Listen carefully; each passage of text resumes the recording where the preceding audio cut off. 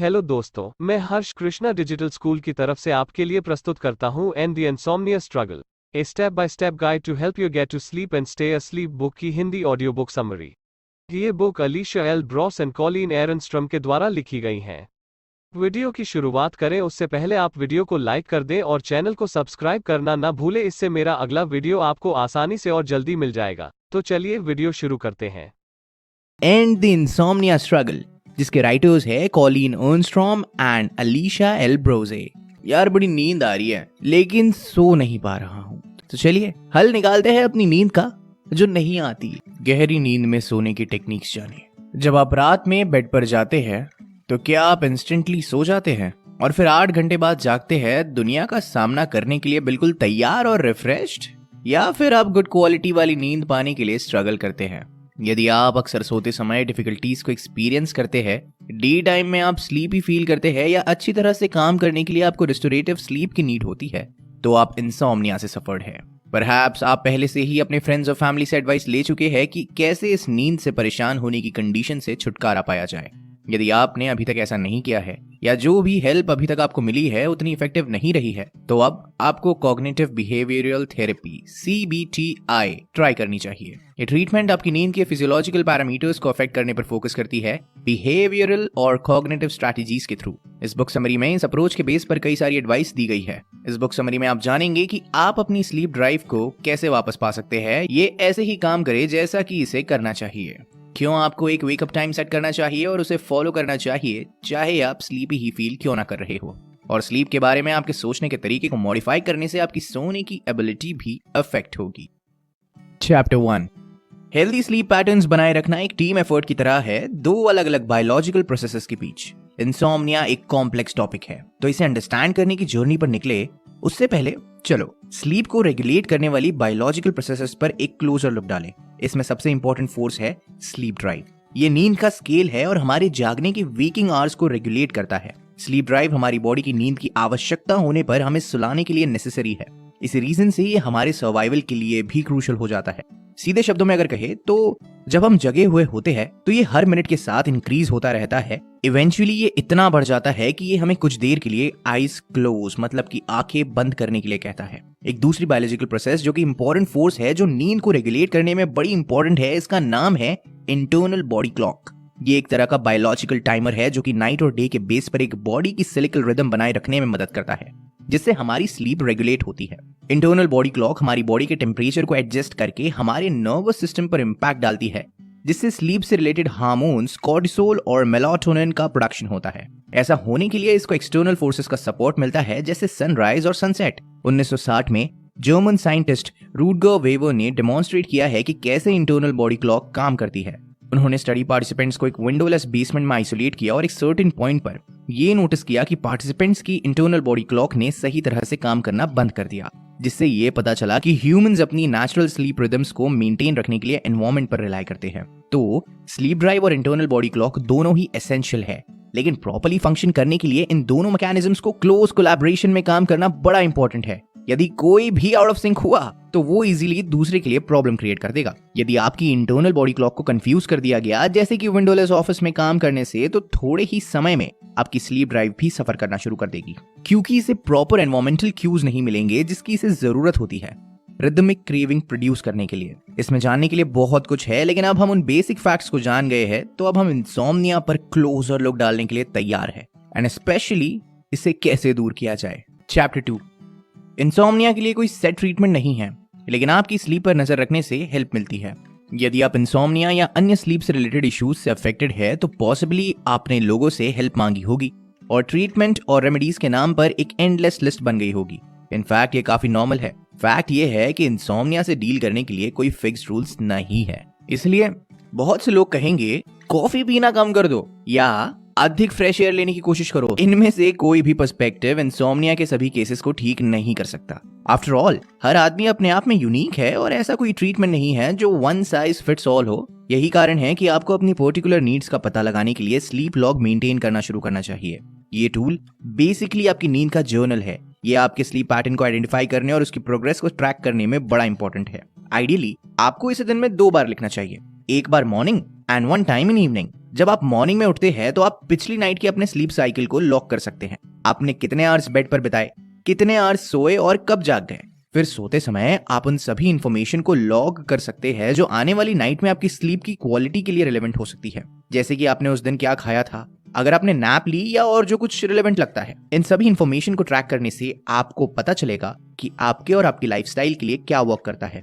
वहां से आप अपनी स्लीप लॉग का यूज उन स्ट्रेटजीज को चूज करने के लिए कर सकते हैं जो आपकी नीड्स के अकॉर्डिंग हो। फॉर एग्जाम्पल, यदि आप नाइट में घंटों तक बेड पर लेटे रहते हैं, सोने में इनकेपेबल है या नाइट में बहुत जागते हैं, तो स्टिमुलस कंट्रोल थेरेपी या SCT आपके लिए हो सकती है। इस अप्रोच में आपके बेड को स्ट्रिक्टली स्लीप के लिए रिजर्व किया जाता है। आप आगे इसके बारे में और अधिक जानेंगे। चैप्टर 3, आपके बेड का यूज केवल स्लीप के अलावा किसी और चीज के लिए नहीं होना चाहिए, और अगर सोने में प्रॉब्लम हो रही है तो आपको उठ जाना चाहिए। जैसा कि आपने अभी सीखा है, अगर आपको कुछ वर्ड्स में स्टिमुलस कंट्रोल थेरेपी को सम अप करना है तो वो है bed is equals to sleep. इसका मतलब है कि आपका बेड अकेले सोने और सोने के लिए है। एक इंपॉर्टेंट एक्सेप्शन है, आप इसका यूज सेक्स के लिए भी कर सकते हैं। लेकिन आप अपने बेड को इतना लिमिटेड रोल देने के इस गोल को कैसे अचीव कर सकते हैं? कुछ एसेंशियल स्टेप्स है। फर्स्ट, आपको किसी भी काम के लिए अपने बेड का यूज करने से बचना चाहिए, सोने के अलावा, जिससे कि आप इसके काउंटर प्रोडक्टिव एसोसिएशंस को अवॉइड कर सके। आफ्टर ऑल, आप अपने माइंड को अपने बेड से उन चीजों के लिए जोड़ना नहीं चाहते हैं जो कि वरी, स्ट्रेस, रीडिंग, बिल्स का पेमेंट, टीवी देखने, फेसबुक चेक करने के लिए या किसी और दूसरी एक्टिविटी या फीलिंग्स जो आपको सोने से रोक सकती है। सेकंड, यदि आपको नींद नहीं आ रही है तो आपको बेड पर लेटने से बचना चाहिए। ये ट्रिकी है क्योंकि कैजुअली लेटना अट्रैक्टिव लगता है। हाउएवर, यदि आप सोने के लिए स्ट्रगल करते हैं तो व्हाट इज इंपॉर्टेंट कि जब आप सोना चाहते हैं तभी लेटे। जब आप सोने के लिए तैयार है तब आप बेड पर जाए तो इससे आपके माइंड में उस प्लेस और एक्टिविटी के बीच का कनेक्शन मजबूत करने में मदद मिलेगी। इसके विपरीत, इस रूल को फॉलो करने को नेग्लेक्ट किया तो आपके बेड और उन सब चीजों के बीच एसोसिएशन को बढ़ावा मिलेगा, लेकिन नींद नहीं आएगी, जिससे आपके लिए सोना और ज्यादा डिफिकल्ट हो जाएगा। एंड फाइनली, यदि आप नाइट में जाग रहे हैं और 20 मिनट के अंदर नहीं सो सके तो बेड से बाहर निकले, दूसरे कमरे में जाए और कुछ ऐसा करे जो रिलैक्सिंग या बोरिंग हो। इसका मतलब है कि उन कामों को पूरा करे जो बाद में करने हैं, या मिडनाइट जॉग करे, कुछ बुनने की कोशिश करे, या किसी रिलैक्सिंग बुक समरी को सुने, या फिर डीम लाइट में पढ़े। इन सब एक्टिविटीज में कॉमन थीम को नोटिस करें। इन सभी कामों को नींद आने पर इमीडिएटली पॉज किया जा सकता है। चैप्टर 4, जब आपको नींद आए तभी अपने बेड पर वापस जाएं और अपने डेजिग्नेटेड स्लीप शेड्यूल को फॉलो करें। अब आपको पता है कि जब नींद ना आए तो बेड से बाहर निकलना है, लेकिन ये भी इंपॉर्टेंट है कि आप बेड से तब तक दूर रहे जब तक कि नींद आपको घेर ना ले। आफ्टर ऑल, अपने बेड और स्लीप के बीच एक स्ट्रॉन्ग कनेक्शन बनाएं। ये बनाए रखना इंपॉर्टेंट है, और जब आप टायर्ड नहीं हैं तो अपने बेड से दूर रहे। ऐसा करने का यही एक तरीका है। इसलिए यदि आप नाइट में जागते हैं, ये चाहे कितनी बार भी हो, आपको इसी प्रैक्टिस को फॉलो करना है। या यदि आप बेड में 20 मिनट बाद भी जाग रहे हैं तो आपको उठना चाहिए और जैसा कि मेंशन किए गए बोरिंग और रिलैक्सिंग एक्टिविटीज में से एक को करना है। इस तरह से फर्स्ट टाइम में सो जाने और जागने या सेकंड, थर्ड या फोर्थ टाइम जागने के बीच कोई डिफरेंस नहीं होगा। एक और इंपॉर्टेंट टैक्टिक है, डेली एक फिक्स टाइम पर जागना। दूसरे शब्दों में, भले ही आप एक नाइट में कई बार उठते हो, आपको नींद के डिफरेंस को पूरा करने के लिए ज्यादा देर नहीं सोना है। इंस्टेड, बेड पर सोने और जागने का एक स्पेसिफिक टाइम सेट करें। याद रखिए, स्केड्यूल को फॉलो करने में फेल रहने पर आपकी इंटरनल बॉडी क्लॉक और स्लीप ड्राइव और भी ज्यादा गड़बड़ा जाएगी। 1996 में प्रोफेसर रेचल मैनबर और उनके कलीग्स द्वारा किए गए एक स्टडी को देखिए, जिसमें पाया गया कि एक फिक्स टाइम पर जागने से बॉडी के अंदर एक सोने और जागने की रेगुलर रिदम को बढ़ावा मिलता है, जो स्लीप की क्वालिटी को बढ़ाती है और दिन की थकान को रिड्यूस कराती है। चैप्टर 5, इंसोम्निया से फाइट करने में आपके थॉट्स आपके सबसे बड़े एनिमी हो सकते हैं, लेकिन एक क्रिएटिव अप्रोच आपको उन्हें दूर करने में हेल्प कर सकती है। एवरेज ह्यूमन में हर घंटे हंड्रेड्स, यहां तक कि थाउजेंड्स विचार आते हैं। ये सर्टेनली इंप्रेसिव बात है, लेकिन बात जब इंसोम्निया को कम करने की आती है तो कुछ थॉट्स सब कुछ मैसअप कर देते हैं। इस जगह पर कॉग्निटिव रिस्ट्रक्चरिंग या CR काम में आता है। ये स्ट्रैटेजी आपको डिस्टॉर्टेड और अनहेल्पफुल थॉट्स को आइडेंटिफाई करने में हेल्प करती है जो आपको सोने से रोकते हैं। इस कॉन्टेक्स्ट में एक डिस्टॉर्टेड थॉट वो विचार है जिसमें कुछ सच्चाई है, लेकिन इसे थोड़ा बदल दिया गया है। फॉर इंस्टेंस, इस सेंटेंस को सुनो, मुझे कल रात बिल्कुल भी नींद नहीं आई। ये स्टेटमेंट इंडिकेट करता है कि ऑथर सही नींद नहीं ले पाई, शायद कुछ आवर्स तक, लेकिन ये थॉट डिस्टॉर्ट हो गया कि ऑथर बिल्कुल भी नहीं सो पाई। दूसरे टाइप के डिफिकल्ट थॉट्स जो डिस्टॉर्टेड हो भी सकते हैं और नहीं भी, इसी तरह आपके सोने की एबिलिटी पर नेगेटिव इंपैक्ट डालते हैं। फॉर एग्जाम्पल, आप सोच सकते हैं कि मैं सो तो जाऊंगा ही, लेकिन अगर रात में 10 बार जागता भी हूं तो ये क्यों मैटर करता है? हालांकि ये कैरेक्टर में डिफरेंट होते हैं, लेकिन ये दोनों डिस्टॉर्टेड और अनहेल्पफुल थॉट्स आपके सो जाने के अटेम्प्ट्स को कमजोर करते हैं। आफ्टर ऑल वे फ्रस्ट्रेशन और वरी जैसी नेगेटिव फीलिंग्स को प्रोड्यूस करते हैं जो आपके नर्वस सिस्टम को एक्टिव करते हैं, जो कि प्रॉब्लम को सेंस करते हैं। बदले में ये बॉडी को सिग्नल भेजते हैं, इसे स्ट्रेसफुल सिचुएशन से उभरने के लिए अलर्ट पर रखते हैं। ये कहे बिना नहीं रहा जाता कि एक अलर्ट बॉडी सोने के लिए तैयार नहीं होती है। हालांकि आप अपने नेगेटिव थॉट्स को मॉडिफाई करने के ऊपर काम कर सकते हैं। ऑल्टर्ड वर्जन्स का यूज करके इमोशनल और फिजिकल रिस्पॉन्सेस पैदा कर सकते हैं जो आपकी स्लीप पर उनके नेगेटिव इम्पैक्ट को लिमिट करेगी। जरा सोचिए कि आप सोचते हैं कि आप कभी सोएंगे नहीं। इस विचार में नेगेटिव शब्द नेवर है, क्योंकि ये एक एब्सोल्यूट कॉन्सेप्ट है और क्लियरली डिस्टॉर्टेड भी है। इसलिए कभी नहीं सोचने के बजाय इस थॉट को चेंज करने की कोशिश करिए कि मेरे लिए सो जाना इजी नहीं है। इस तरह के एक अल्टरनेटिव वर्जन एक अल्टरनेटिव रिस्पॉन्स का संकेत देगा। दूसरे शब्दों में, अपने विचारों के डिस्टॉर्टेड और अनटच्ड एस्पेक्ट्स को निकाल देने से वे उन इमोशनल और फिजिकल रिस्पॉन्सेस को काम करेंगे जो वे पैदा करते हैं। अब आप CR की बेसिक बातें जानते हैं। नेक्स्ट आप एक और पावरफुल कॉग्निटिव स्ट्रैटेजी सीखेंगे बेहतर ढंग से सोने के। चैप्टर 6, अपनी नींद को वरी से प्रोटेक्ट करने के लिए इन्हें किसी और वक्त के लिए छोड़ दें। आप क्या इमेजिन करते हैं जब एक कॉन्फिडेंट स्लीपर बेड पर जाता है तो क्या सोचता होगा? वो शायद बहुत ज्यादा नहीं सोचता है। हालांकि यदि आप ऐसे पर्सन हैं जो सोते समय चिंता से भरे होते हैं तो आपको DWT से आराम मिल सकता है, डेजिग्नेटेड वरी टाइम। ये कॉग्निटिव स्ट्रैटेजी आपके चिंता करने के तरीके को बदलने का काम करती है कि आपको कब और कहां चिंता करनी है।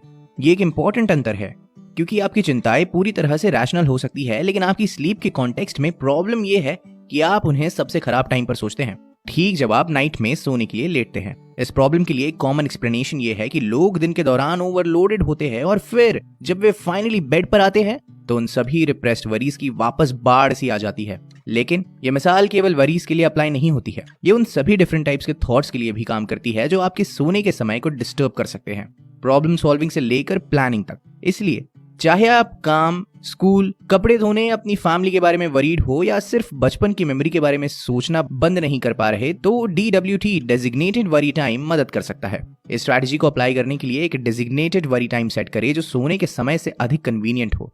एकमात्र रूल ये है कि आपको चिंता एक टाइम में करनी है जो स्पेशली उस पर्पस के लिए अलग रखी गई है।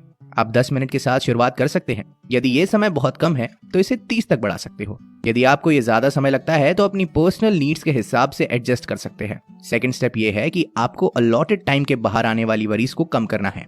ये एक इंपॉर्टेंट स्टेप है क्योंकि वरीज किसी भी समय अराइज हो सकती है, जो न केवल सोते वक्त बल्कि जब आप ऑफिस में या जिम में होते हैं तब भी। यदि ऐसा होता है तो बस वरी को एक्नॉलेज करें और अपने आप को समझाएं कि आपको इसे स्पेशली डेजिग्नेटेड टाइम तक बंद करने की जरूरत है। इस स्ट्रैटेजी को अप्लाई करने से और अदर डिटेल्स जो इस बुक समरी में हैं, आप अपनी इंसोम्निया से निपटने के लिए और स्लीप की एक ब्लिसफुल नाइट की ओर स्लो लेकिन स्टेडी तरह से आगे बढ़ सकते हैं।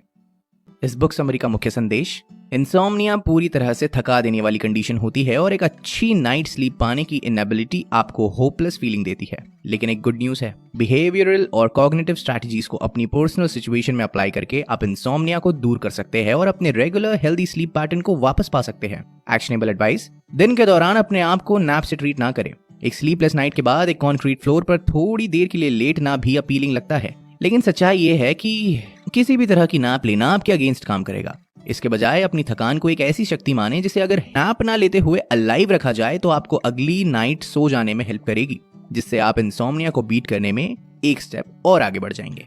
वीडियो को अंत तक देखने के लिए बहुत बहुत धन्यवाद। अपना बहुमूल्य फीडबैक कमेंट बॉक्स में जरूर शेयर करें।